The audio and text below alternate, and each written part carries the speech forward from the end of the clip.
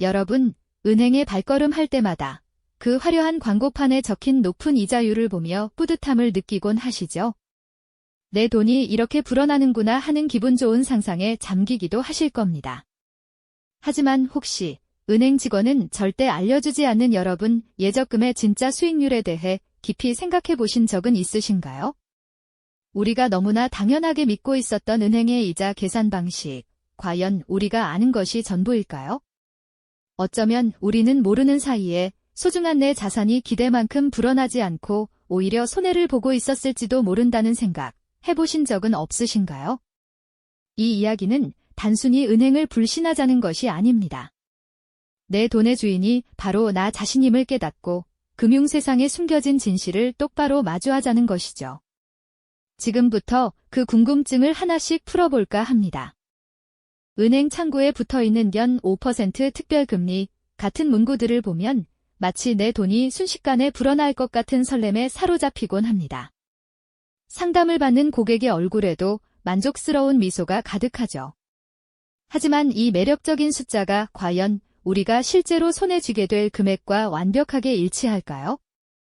안타깝게도 대부분의 경우 광고 속 숫자는 우리가 기대하는 것과는 조금 다른 현실을 마주하게 합니다. 은행이 제시하는 명목 이자율은 그저 숫자일 뿐, 실제 여러분의 통장에 찍히는 돈에는 여러 가지 비밀이 숨어 있다는 사실을 알고 계셨나요? 여기에는 복리와 달리라는 이자 계산 방식의 미묘한 차이가 숨어 있지 않습니까? 흔히 달리는 원금에만 이자가 붙는 구조이고, 복리는 원금뿐만 아니라 이자에도 또다시 이자가 붙어 눈덩이처럼 불어나는 것처럼 들리죠. 언뜻 들으면 복리 상품이 훨씬 더 유리해 보이지만 대부분의 예적금 상품은 일정 기간 이상이 되어야 복리 효과가 제대로 발휘되거나 특정 까다로운 우대 조건이 붙는 경우가 많습니다. 은행은 이처럼 이자 계산 방식을 통해 최종 수익을 미묘하게 조절하고 우리는 그 복잡한 계산식이나 깨알 같은 글씨로 가득한 약관을 미처 다 살펴보지 못하고 지나치곤 합니다. 결국 은행이 보여주는 높은 숫자에 현혹되어 실제로는 기대했던 것보다 적은 이자를 받는 경우가 다반사로 일어나는 거죠. 마치 마술사가 화려한 카드 트릭으로 우리의 시선을 현혹시키는 것처럼 말입니다. 자, 이제 더 충격적인 진실을 마주해볼 시간입니다. 우리가 어렵게 모으고 불린 이자, 그마저도 온전히 내 것이 아니라는 사실 말입니다. 은행 이자에는 이자 소득세 15.4%라는 꽤 큰 비율의 세금이 어김없이 따라붙습니다. 이 금액은 우리가 미처 신경 쓰지 못하는 사이 통장에서 마치 그림자처럼 자동으로 공제되어 빠져나가 버리죠. 예를 들어 100만 원의 이자를 받았다면 실제 내 손에 들어오는 돈은 84만 6천 원에 불과하다는 이야기입니다. 내가 열심히 번 돈에서 꽤 큰 비중이 사라진다는 것을 알면 왠지 모를 허탈감과 함께 배신감마저 들지 않으세요? 하지만 여기서 끝이 아닙니다. 우리의 자산을 야금야금 갉아먹는 더 교활한 도둑이 또 있습니다. 바로 긴플레이션이라는 보이지 않는 그림자인데요. 시간이 흐를수록 물가가 오르고 화폐 가치는 하락한다는 뜻입니다. 오늘 1만 원으로 살 수 있었던 물건이 내년에는 1만 1천 원이 될 수도 있다는 거죠. 마트 진열대의 물건 가격이 꾸준히 오르는 것을 보면 쉽게 체감할 수 있습니다. 은행에서 연 3%의 명목 이자를 받았다고 해도 만약 물가 상승률이 연 4%였다면 여러분의 돈은 실질적으로 1%의 손실을 입은 셈이 됩니다. 명목상 이자는 늘었지만 그 돈으로 살 수 있는 물건의 양은 오히려 줄어든 것이죠. 마치 빵 한 조각이 시간이 갈수록 점점 작아지는 것처럼 말입니다. 우리는 은행의 이자율만 보고 안심했지만 실제로는 내 돈의 가치가 서서히 갉아먹히고 있었다는 사실에 충격을 금할 수 없을 겁니다. 내가 열심히 모은 돈이 줄어들고 있었다는 무기력함과 함께 은행이 이런 중요한 사실을 왜 제대로 알려주지 않았을까 하는 의문과 배신감마저 들지 않으세요? 이처럼 우리의 소중한 자산은 보이지 않는 곳에서 끊임없이 위협받고 있습니다. 우리의 소중한 자산이 보이지 않는 곳에서 끊임없이 위협받고 있다는 사실에 놀라셨을 텐데요. 하지만 이것이 끝이 아닙니다. 은행의 설계 속에 숨겨진 또 다른 함정들이 우리를 기다리고 있다는 것을 아셨나요?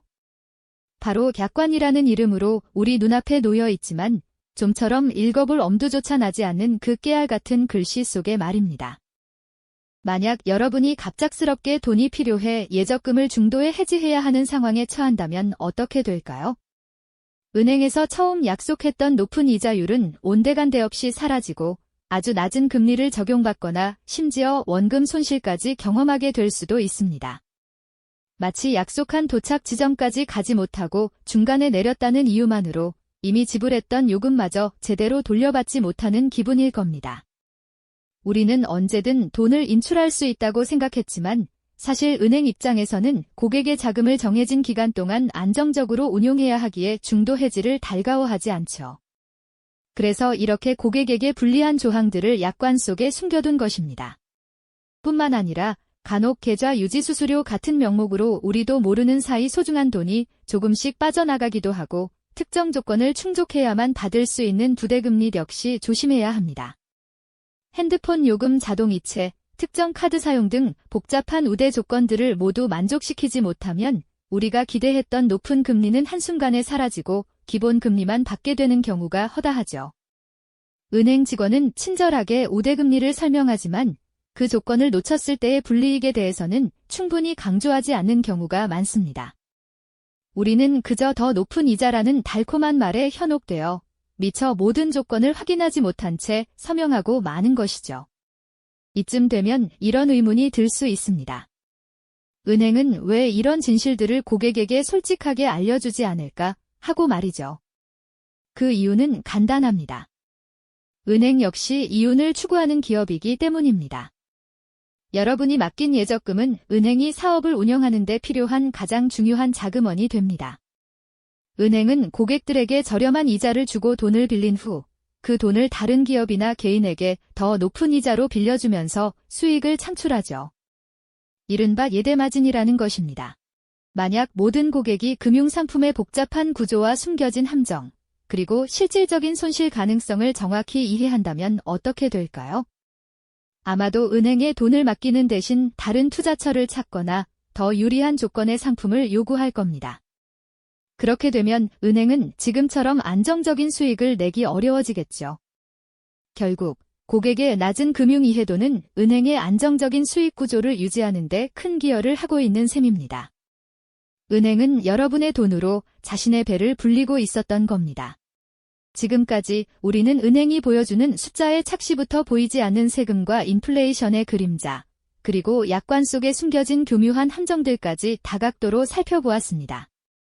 이 모든 진실이 한데 모여 우리에게 던지는 메시지는 명확합니다.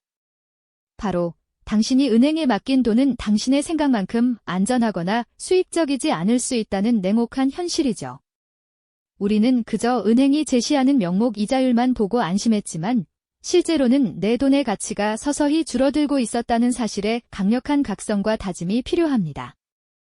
오늘 우리가 마주한 진실은 단순히 은행을 불신하라는 이야기가 아닙니다. 오히려 우리 자신의 돈에 대한 주도권을 되찾고 현명한 금융소비자로 거듭나기 위한 첫걸음을 내딛자는 제안입니다. 무지에 따른 손실을 막고 더 나은 금융 미래를 설계할 수 있는 소중한 계기가 되었으면 좋겠습니다. 은행 직원이 숨기고 싶었던 진실을 이제야 알게 된 당신, 이제는 달라질 준비가 되셨습니까? 이 영상이 도움이 되셨다면 좋아요와 구독 부탁드립니다. 여러분의 응원이 제게 큰 힘이 됩니다. 다음 영상에서도 더 유용한 정보를 공유하겠습니다. 감사합니다.